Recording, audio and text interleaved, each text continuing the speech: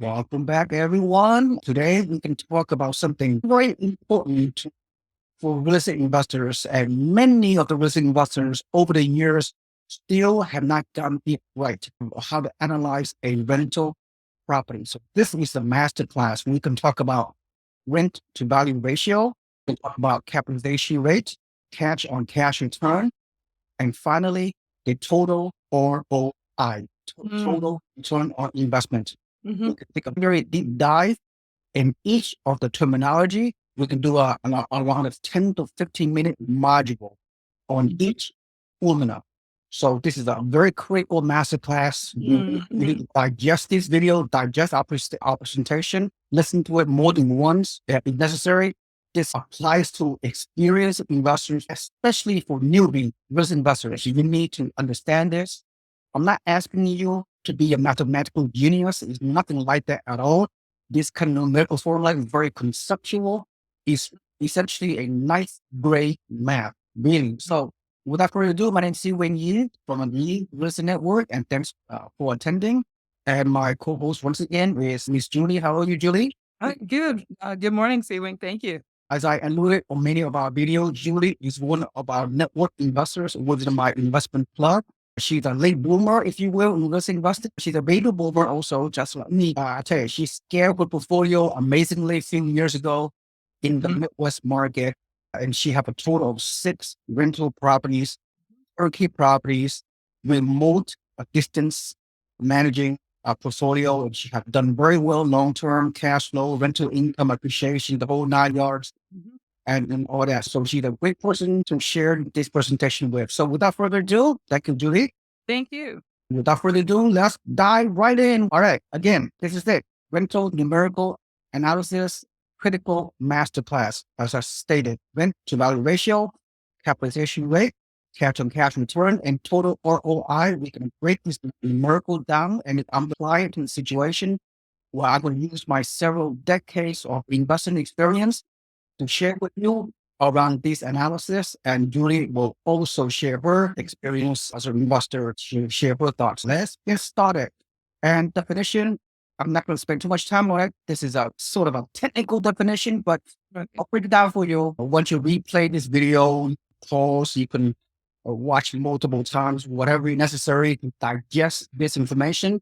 Once you're able to understand this, you will become a much, much better real estate investor. I'm going to piggyback between 2 markets. When I apply the 4 formulas on 2 pro formas on 2 markets, you have to adapt certainly. You cannot adapt the 4 formulas to every market. So every markets are very different. So let's dive in. We could talk about, we could piggyback between the Midwest market. It is a stable market, low price points, a high cash flow, the whole 9 yards. Then we're going to piggyback to the South and Southeast market, what I call a hybrid real estate market. What I mean by hybrid, hybrid means you get a combination of positive cash flow and appreciation potential. That's how you look at things in the picture. And some of you are asking me, how come there's a lot of areas in the US we didn't talk about Seewing? I say there's a market where we call it a cyclical market. That market is mainly on the western region of the US, where the numbers does not make sense according to my formulas. And the reason why, because it's a very high price up and down market like California or Seattle, Northwest, Las Vegas, maybe even Boston just a little bit, and Phoenix, Arizona, and Colorado. The western region market is very cyclical. The numbers does not make sense. So I'm not going to talk about that. All right. Okay. So far, so good, Julie. Sounds good. No, that's a great. I'm glad you're actually going to be going over the different rates in detail because it does help any investor. In fact, I'm taking copious notes too, because some of these things I've used it a lot when I was analyzing my properties, but then when you're not doing it on a regular basis, you forget. So I think it's great that you're going to go over this. Even you, as a relatively experienced real estate investor, and you will need to get back to basics and understand the importance of these formulas. Before I dive into any of these specific modules, it's important that not one of these 4 formulas is a determining factor. You have to incorporate these 4 formulas combined from a holistic level, and then you'll make an informed decision accordingly, right? So Correct. So let's go over the rent to value ratio. The rent to value ratio, historically speaking, the benchmark. When I say the benchmark is, you know what I mean by benchmark, right? This is the ideal scenario. Right. The benchmark for rent to value ratio is 1%. What do I mean by that? So it's very simple. You don't even need to calculate. Rent to value ratio is, when I say 1%, is 1% multiplied by the purchase price. It is that simple.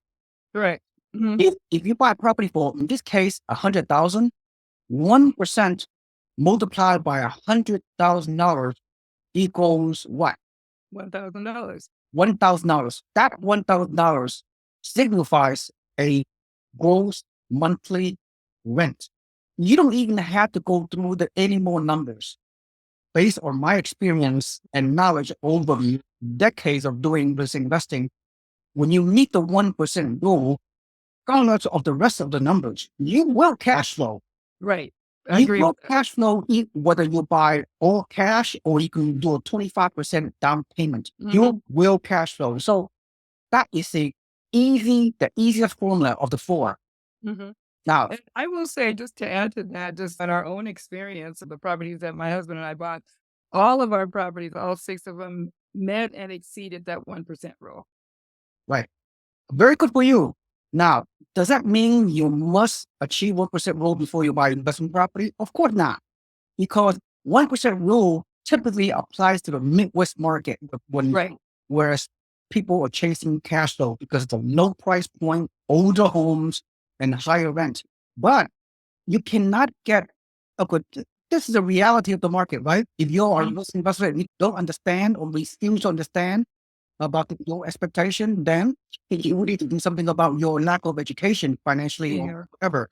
The 1% rule may not apply to the hybrid market, such as right here in the South and Southeast, right? When you talk about Florida, Texas, Georgia, North Carolina, and whatever, right? This market, when you buy newer construction homes, you you cannot even necessarily meet the 1% rule because the price point is a lot higher, as in this case. This new construction, 3-bedroom, 2-bath, whatever, is like around, let's say, 299,000. 1% multiplied by 299K, the rich value ratio, you're not going to get $3,000 monthly rent on this price point in the South and Southeast hybrid market. But the best get is around rent to value ratio of 0.8%, as you can see right here, right? Right. 0.8% multiplied by the purchase price, 299K, equals $2,300 monthly rent. And this is a benchmark because in the hybrid market, in this South and Southeast, you cannot meet the 1% rule because the home prices have skyrocketed so much in the past 10 years, and the rent is lagging behind the price one. Well, you cannot meet the 1% rule, right? Correct. I'll get more to it later. When you buy a higher price point market, fast growing market, where you are not meeting 1% rule in South and Southeast, your pivot is to look at the total return on investment, total ROI right here. I'll get back to that. I'm not going to go over total ROI yet. So let's get back to the 1% rule and finish out. Okay. Let's get back to the previous performer, which is the Midwest market. I know we talk about buffer multiples is something that we promote, but I'm not so promoting today. High level, generic real estate financial education associated with the market formers. When you buy a Midwest market where you're not going to get as much appreciation over time on historical basis, you will emphasize the importance of the rent to value ratio. If the rent to value ratio is 1% in the Midwest market, and this case, this $104,000 fourplex, by the way, Wow. you're getting 1.7% rent to value ratio. That's excellent. It way exceeds 1%. Yes. As a result, this fourplex, for example, total rent monthly, the $1,800 on all 4 doors, around $400 something, almost $500 per unit per door. As a result, you're shooting for cash flow. That's the bottom line. That's it. That's a great property. Somebody should buy that. Absolutely. It's a great property. Julie, you and I talked about this many times, right? Now, Are we clear with the rate to value ratio? Let's check with this. Rate to value ratio exceeds 1%, most likely Midwest market. But when you buy a higher price point, newer construction in the hybrid market, where you're looking for not only movable cash flow, you're looking for appreciation potential, then the rate to value ratio doesn't have to be one. It could be 0.06, 0.07, 0.08% or 1%. That should meet your expectation. That has really been our experience. It's exactly what you were saying. Rent to value exceeded 1% on all of our properties. Again, it's a different strategy though. And I think people have to decide what is going to be their strategy. My husband and I, we looked at more of a buy and hold strategy. So rent to value was important with respect to cash flow, but we weren't really concerned if the property is skyrocketing in value, 10%, 20%, 30%. That wasn't the market we were looking for. So that number was important for us because it equated to a little bit higher cash flow. Exactly. That's right. So rate to value ratio is important for you, what you have done with the Midwest market purchases, but you got some extra bonus. You got some nice appreciation as well. We did. Unexpected appreciation. That was great. We have concluded the rent to value ratio. It's a very simple formula, right? Okay. Now let's go over the second margin. As you can see right here in the upper right-hand corner, capitalization rate. As my understanding is your net operating income divided by the purchase price. I know I'm being very technical on this. Capitalization rate means that without financing, without leverage, what is your true rate of return is. It does not factor in the mortgage payment. It's like an all cash purchase, for example. So it's a pure net operating income divided by the purchase price. I'm going to go to the example, right? On a historical basis, capitalization rate, one would assume it comes from a commercial property, right? Correct. What's the cap rate on this multi-unit? What's the cap rate on this 100-unit building? What's the cap rate on this industrial building, right? In the past, that's how people use this cap rate.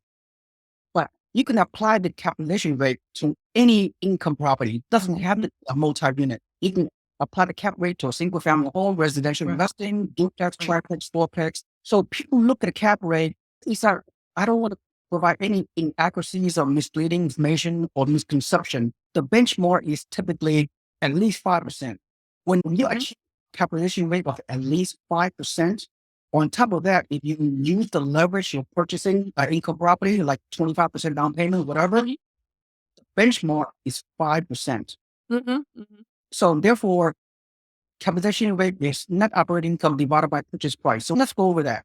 Net operating income is your goals rent minus your debt obligations, taxes, insurance, property management, state, maintenance, upkeep, vacancy factor, goals rent. Again, you're not deducting the mortgage payment you're paying on financing. Right.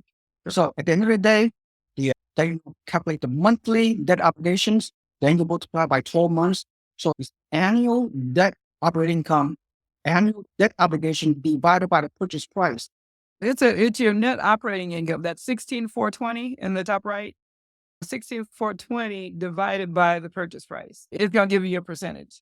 Gross rent minus vacancy factor equal operating income 20,952 minus annual debt obligations excluding the mortgages, which is 4,531. Correct. And then equals 16,420 net operating income, right? Net operating income divided by the purchase price of 104,000. That's right. Equal a capitalization rate of 15.8%. When you buy a cash flow property in the Midwest market, you want a capitalization rate as high as possible. That's your determining factor. Absolutely. When I was first doing it, because of the area and there was a high cash flow, I gave myself a minimum threshold of 8%, which I think is realistic in that area. But again, if you're looking at different areas, like maybe Florida, Texas, other places, the 5% benchmark might be a little bit better. Exactly. But again, it's the value that the property price is so low. And then you're getting this high 1% rule or the high rent to value rules. It does work out that your cap rate is a little bit higher than maybe in some areas. Exactly. To your point, Julie, when you buy the Midwest market, such as in this example, this actual cap rate is off the chart, 15.8%. That is amazing. Very rare find this kind of deal. Now, if we compare to the other market, the hybrid market, the cap rate are not that critical. The cap rate in this case is only 6.4%. When you buy a hybrid appreciation cash flow market in the South and Southeast, for example, you are essentially chasing the total return on investment. And I'll do that momentarily. But cap rate of 6.4%, it exceeds the 5% cap rate benchmark. Correct. So this is fine. This is fine to achieve 6.4% to purchase a new construction in a fast growing market like Florida, Texas, mainly. In my opinion, that is the purchase when all the numbers make sense. So when you buy, as in this case, Florida, Texas, whatever, you're chasing a little bit of cash flow, but more so the appreciation potential down the road. Absolutely. That equals total return on investment. Okay. So don't worry, investors out there, if you look at this kind of property, it is what it is. And the rent try to catch up to the rising prices. That's the advantage of that type of area. Florida, Texas, you're going to get that increase in value, building your equity. And again, depending on what your strategy is, like we looked at more long-term buy and hold, which is great for that Niagara Falls, Buffalo area. But some people want to go in and make a little bit of money on the equity. If that's your strategy, those areas would be great. But like I said, ours was buy and hold. So what we did made perfect sense. Julie, it's not a right or wrong answer. We're not telling people to just to buy for cap rate or just to buy with value ratio. We're not asking people to, ignore the low cash flow in the hybrid market. Each individual investor has their own goals and objectives. You have to balance what's right for you. What is your, I call it, Julie, I call it buy box. What is your buy box as an investor? Exactly. Should you buy 2 or 3, 4 properties in a Midwest market where you can get high rent value ratio or cap rate? Or should you buy mainly in the higher price point, in the higher appreciation market, little bit of cash flow in the South and Southeast, so depending you go, some people buy some in the Midwest market, some in the hybrid market in the South and Southeast, just to diversify their investment geographically speaking. Each market is different. Each investment strategy is different. Julie, you're speaking on behalf of investors out there. As always, you put yourself in the shoes of a typical investor, mainly a newbie, and relatively experienced. Your final takeaway with the capitalization rate. So from a high level, what is your quick comment on the capitalization rate?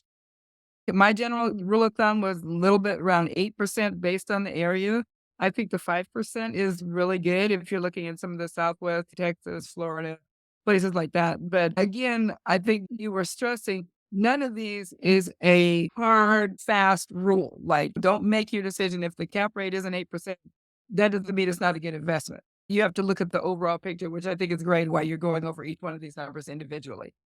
Very good. High level summary. Let's talk about cash on cash return. Now, a lot of investors are still confused by what's the purpose, what's the meaning of cash on cash returns? How does it apply to my situation? How do I calculate cash on cash return? What's the big picture? We're going to do a deep dive on this and hopefully we can resolve your concern. All right. So cash on cash return. What does that mean? Cash on cash return means that how long it takes for your annual net cash flow, how long it takes to recoup your down payment. In this scenario, total down payment, right? Initial cash invested, 31 grand, right? Down payment, 25% down payment, your loan cost and your closing costs equal 31 grand, right? Correct. So when you buy a cash on cash return means, okay, let me go back to the first slide. Cash on cash return is net operating income divided by the total cash investment. Okay. Sounds very technical, but let's go to a real example. I know what you guys are thinking. What does that mean? Net operating income divided by total cash investment. We will find that out. Once again, an investor don't want to buy on this low price point, high cash flow, chase a real market. A cash on cash return is important to you. However, if you look at the hybrid market in the South and Southeast, when you buy a higher price point, a cash on cash return is not that important in the overall scheme of things, right? Let me dive deeper. Let's go over the Midwest market. These 4 checks as I know I keep saying this fourplex of 104, which is mind-boggling. This Yeah, $104,000 in the Midwest market could be a single family home, could be a duplex, could be a triplex, could be a fourplex, whatever, right? that's true. This is just an illustration, right? Mhm. This is just, these are educational purposes. There So you go. cash on cash return, in this case, is 33%, which is absolutely way beyond the benchmark. The benchmark for Midwest type properties with TCRA market is probably around 10 to 15%. Mhm. But to get anything higher than 10 to 15% on cash return, as in this case, 33%, this is absolutely mind-boggling good. Mhm. Agree? Absolutely. That's incredible. That's really amazing. So basically, you're saying it's going to take about a little over 3 years to recoup your initial investment. Exactly. Now let's dive deeper. Let's go through number by number. The Okay. total down payment is 31 grand, right? Mhm. When it's all said and done, this is your monthly net cash flow, right? Right. How do I derive the monthly net cash flow? 859, which is absolutely mind-boggling good monthly net cash flow. To determine that, you use the 6.8%. I know some 30-year fixed rate mortgage financing, 25% down payment, and Mhm. then you use the gross monthly rent for all four doors, monthly rent, or in this case, annual rent, right? And minus all your vacancy factor, maintenance, taxes, upkeep, whatever, Right. then equal monthly net cash flow 859 multiplied by 12 months. So your annual net cash flow at the end of the first year, around $10,318, right? That's And right. net cash flow. So Mhm. 10,318 divided by your total cash invested, which is 31,000. 10,318 divided by 31,000 equals 33%. cash Yeah. on cash return at the end of the first year. So do the remaining calculation, which you already done, Julie, how many years it takes to recoup your entire down payment, your money that you put down. A little over 3 years. 3 years means 33% means 33% plus 33% plus 33%, which is 99%, essentially 100%. In this case, Julie, when you're able to recoup all the risk that you put in upfront on this down payment scenario in 3 years, giving a cap return of 32%, Mhm. what does it mean to you? What is your end result and expectation? That's excellent. If you think about it, what investment out there can you get all of your investment back pretty much in 3 years? Any type of business, most businesses take between 3 to 5 years just to turn a profit. So now everything that you've invested, you've gotten back. From their point, it's gravy. Absolutely. I agree with you. At the end of 3 years, you recoup all your down payment. Something, Julie, you and I totally need to emphasize. If you buy and hold for long term, you look at the IRR, the internal rate of return on Mhm. income property Mhm. for the next 2, 3, 4, 5, 6, 7, 8, 9, 10, 15 years. IRR continue to increase. When you track your return long term for the next 5, 10 years on each individual property, in this case, you recoup all your money in the first 3 years, all your cash invested based on this massive cash flow. Beyond 3 years, the rest of the money you make, the rental rate increases, the appreciation and tax benefits, and the debt pay down, giving you higher equity. The more the tenant pay down the debt, the return in the fifth, sixth, seventh, eighth year and beyond is quadruple in return. People focusing on the first year or first month cash flow. You don't buy just for cash flow. Over time, I deal with thousands of art investors. I've been doing a very long time. A lot of investors, they bought 1 or 2 or 3 rentals and they have some issues or whatever, have a lot of stress. They couldn't deal with the maintenance and they quit. They do not see how you really benefit. The first few years, some investors, you may not even see the financial benefit in short term, in 2 years. Stay the course, right? Don't give up third, fourth, fifth, and sixth, seventh year. That's Right. we see the amazing financial gain. You're absolutely right. You do have to look at it as a long-term strategy. Again, it's a mindset. Don't just look at what's happening today. When you look at the total picture over a period of time, you're going to definitely see the benefit. It's just important to stay the course. Now the cash on cash return in the South and Southeast market is 5%.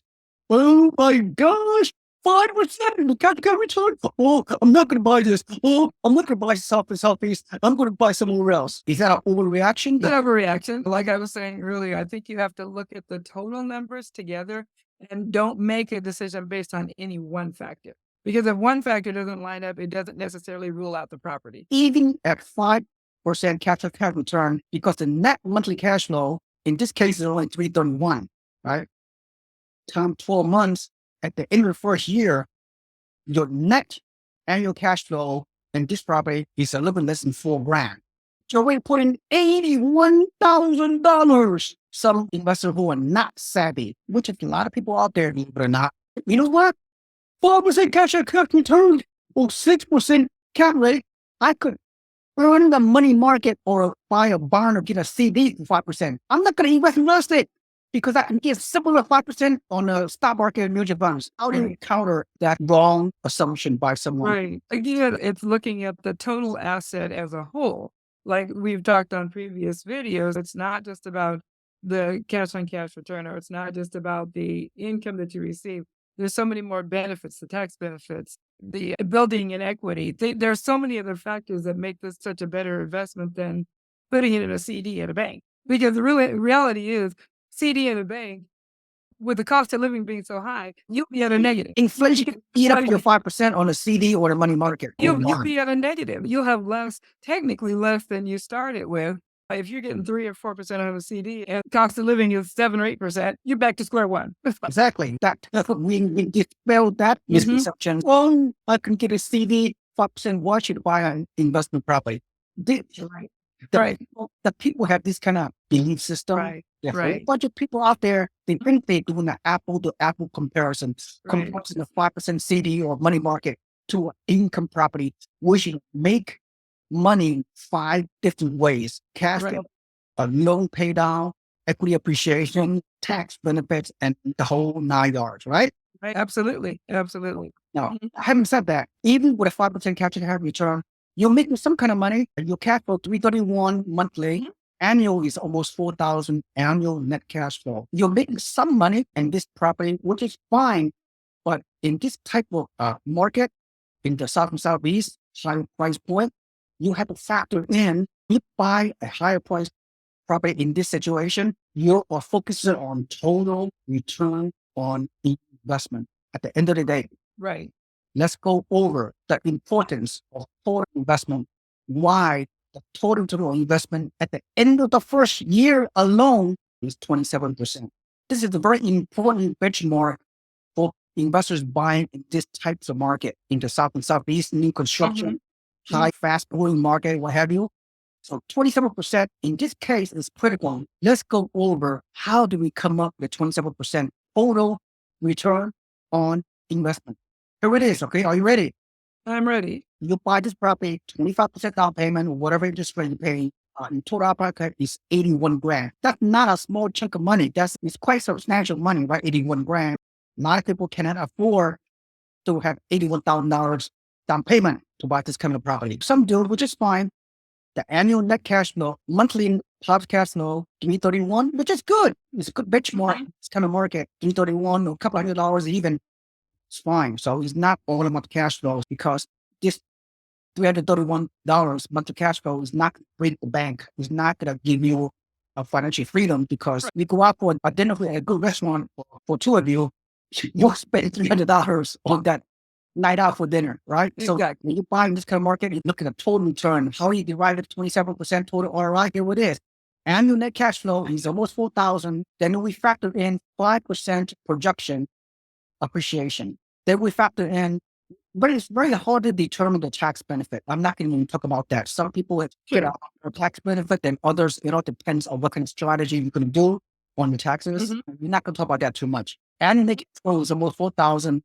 Principal pay down. There is some benefit in the principal pay down. Each time your tenant pay down your debt, you'll receive some type of benefit. This software indicate first year you get a $3,000 principal return on investment also. Appreciation, first year appreciation of 5%. I know this is just an assumption. We don't have a crystal ball, right? But we can only do some assumptions. It may or may not be right. So I use an assumption of 5% appreciation, 5% multiplied by the purchase price of $299K at the end of the first year is like almost $15,000 appreciation at the end of the first year, right? That's excellent. How do you come up with 27%, which is a great benchmark for buying this kind of property? Annual net cash flow, almost 4,000, plus principal reduction benefit of 3,000. Could be more, could be less, depending on your tax strategy, tax status, whatever, consult your tax advisor. And then, end of the first year, appreciation, 5%. Or some of you argue, well, what if the property doesn't appreciate? Who cares if you buy for long term? That's it. In the first year, appreciation at 5% is already $15,000. Annual net cash flow plus principal deduction, plus at the end of the first year, 5% appreciation, 15 grand, total 22,000. This software called it gross equity income. Right, correct. 22,000 at the end of the first year. So 22,000 divided by the total initial cash investment, which is the down payment, your loan cost, and your closing cost, 81 grand, 22,000 at the end of the first year divided by 81,000 of initial risk investment equals 27%. So my takeaway is this is only the first year. Probably second, third, fourth, and fifth year, as you and I talked about, your total financial benefit is 3x, 5x, 10x, and beyond, right? Exactly. So in this market, you get a 27 ROI at the end of the first year. Is this a good purchase in this market, given what was discussed so far? I think so. I would totally think that is a good purchase. Again, just looking at the total picture, not any one factor, but the total picture. Definitely a good investment. Right, good. So we discussed the fourth and final formula, which is total ROI, which is a very critical 24% on the hybrid market below the new construction, high appreciation market. Then let's getting back. Finally, the remaining 5 minutes we have, let's go over the total return for Midwest market in this case. So we're not really focusing too much on total return. If you buy in this kind of cash flow market, in a Midwest market, you're focusing on rent to value ratio. It is above 1%. That's great. If the cap rate is above 10%, that's outstanding. If the cash return is above 10%, which is amazing. Then as a bonus, you get a total return investment of, in this case, 40%, 46% in this Midwest TCRA market. Right. That is like, how do you know? That's amazing, right? It's interesting too, because if you look at the previous property, the other one didn't have a lot of cash flow, but the first year appreciation was high. This one is just the reverse. First year appreciation is not that high, but then your cash flow is high. And then with the price of the property being so low, that's why you get that much higher return on investment in that first year. In fact, let's go over why you're getting 46% total ROI in this Midwest market. Okay, Right. Calculation, right? The cash flow is 859 multiplied by 12 months. So the annual net cash flow, 10,318. Then you add the principal reduction aspect of it, because the tenant is paying down the debt. So there's some value add there.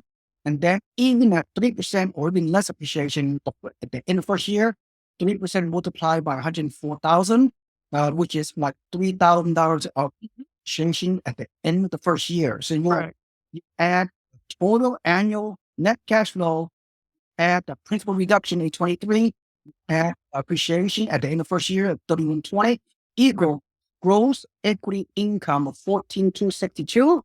Divide that by 31, only $31,000 down payment to buy this complex, amazing property in Midwest, equals 46% total ROI. Absolutely. That's a good deal. That's amazing. That's an amazing deal. I wish I had that one. Those opportunities are still available on a monthly basis, by the way. As we conclude this, what is your big picture takeaway? I think, look, from our own personal experience, I think it's important to have an awareness of the numbers and what it means to you, or in terms of calculating the property. As I said before, I don't think any one particular factor should stand out as a no, I'm absolutely not going to do that property, but looking at it as a whole. And then factoring in other things. What is your goal? What is your long-term investment strategy? And then the bigger picture, the benefits you're going to get by the property value increasing, the tax return, the fact that your mortgage is being paid off by the tenant, all that factors into making that final decision. So Yep. don't let any one thing stop you, would be my takeaway. Very good, Julie. That's very well said. And to your point, that's right. Of course, we're not going to talk about where to buy, how to buy, what kind of system. Those we have discussed that on other videos that we have. Mhm. But we just again, in my mind, as I watch the other real estate videos out there, in Mhm. whatever source out there, you just do not get the explanation. In my mind, in my Right. opinion, and we just explain. We not only we took a technical subject, Mhm. the four numerical formulas, we get down to a very practical level using our respective real experience on the ground, Right. like based and to how to explain this kind of formulas in layman's term, what Mhm. anybody with a ninth grade education can understand. Yes, absolutely. So I haven't found any other research organization out there other than my own, the years number, where they can explain this, they can numerical formula in a way that anybody can understand.